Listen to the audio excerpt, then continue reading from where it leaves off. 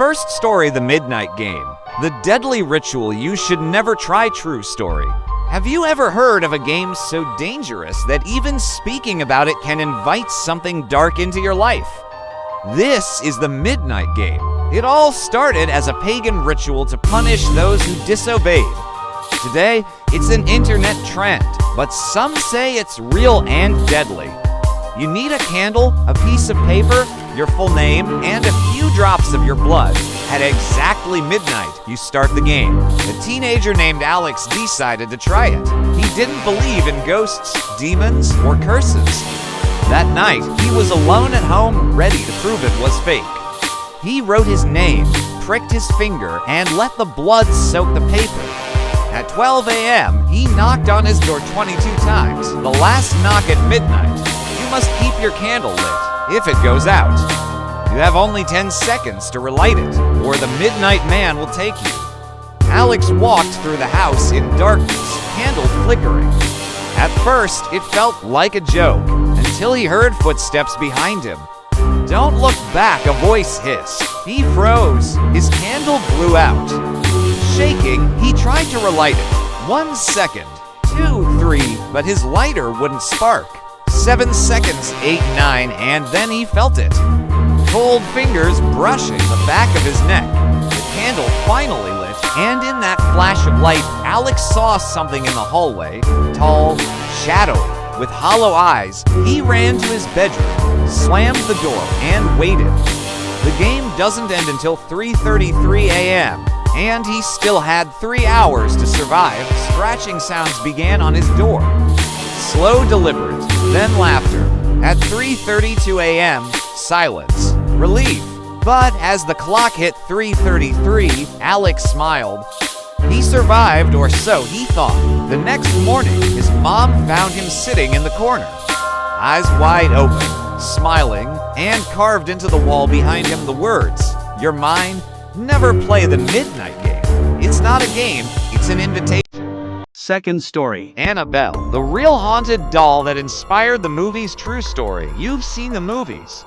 You think you know the story, but the real Annabelle is far more terrifying than Hollywood could ever show you. This is the true story of the most haunted doll in history. It started in 1970. A young nurse named Donna received a gift from her mother, a large Raggedy Ann doll. At first, it seemed harmless, cute, innocent, but that was just the mask it wore. Soon, Donna and her roommate Angie began to notice small things.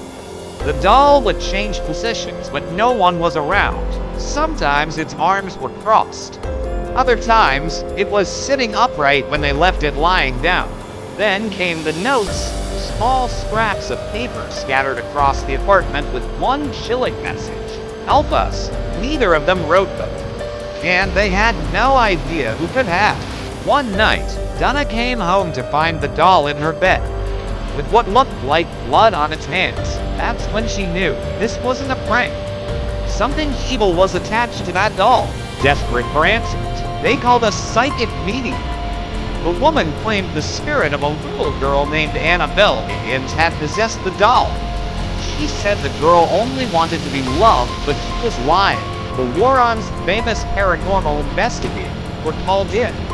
Their conclusion was terrifying. There was no child. This was a demon pretending to be one, and it wanted their soul. One night, a friend of Donna's stayed over. He laughed at the doll, saying it was just a piece of fabric. Hours later, he woke up screaming. The doll was on his chest, its head turned toward him, and deep scratches ran across his body. Objects began flying across the apartment. The doll would appear in rooms no one had entered.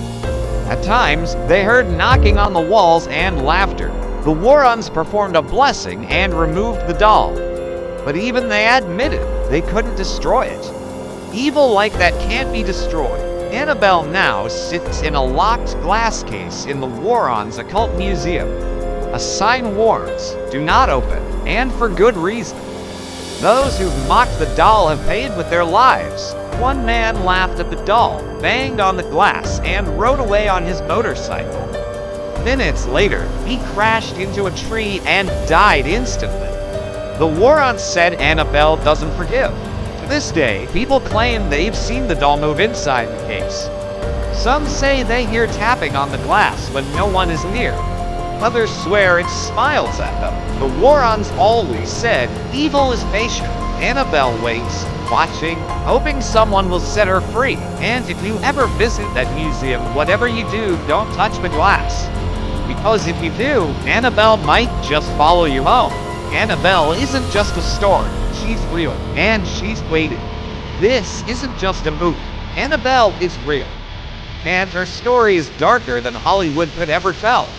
Watch the full story now, and don't forget to subscribe for more terrifying true stories. Comment if you dare visit her in person. Third story. The Smiling Man. The night that changed everything. True horror story. What would you do if a stranger started following you in the dead of night smiling? This is the true story of the most disturbing encounter a man ever had with the Smiling Man. It was 2:30 in the morning. Mike had just left a friend's apartment after a long night of gaming. The streets were empty. The city was quiet. And that's when he saw him, a tall man in a suit, standing completely still under a streetlight. His face tilted up like he was staring at the stars. His arms hung awkwardly at his sides, and then he started to dance. Mike thought it was weird, but harmless. Till the man slowly turned his head toward him. His smile was impossibly wide.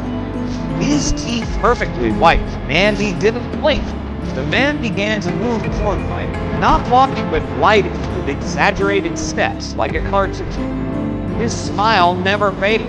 His eyes never broke out. Mike picked up his pace. But every time he glanced back, the man was closing. Still smiling, still dancing, and not making a sound. Then he heard it. Soft, like someone humming a tune, but off-key.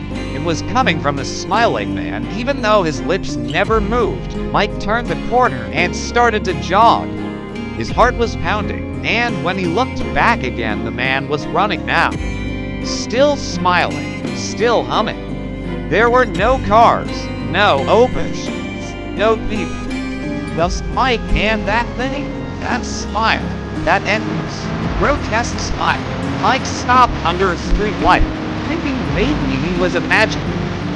But when he turned, the man was standing just 20 feet away, perfectly still, and then he tilted his head like a broken doll. The man began to sprint toward him, arms flailing, feet stomping. A silent, terrifying sprint with that same unnatural grin. Mike ran faster than he ever had in his life. He didn't look back. He didn't stop. Not until he reached his building, slammed the door, and locked it. 5 minutes later, there was a knock at his door. Slow, gentle, rhythmic. Mike didn't move. He didn't breathe. And then nothing. The next morning, he checked his security pin. What he saw made his blood run cold. The Smiling Man had been standing at his door for the full hour. Since then, dozens of people have claimed to see it. Always at night, always smiling, always following. If you ever see someone smiling at you for no reason, run. Because if you don't, you might never stop.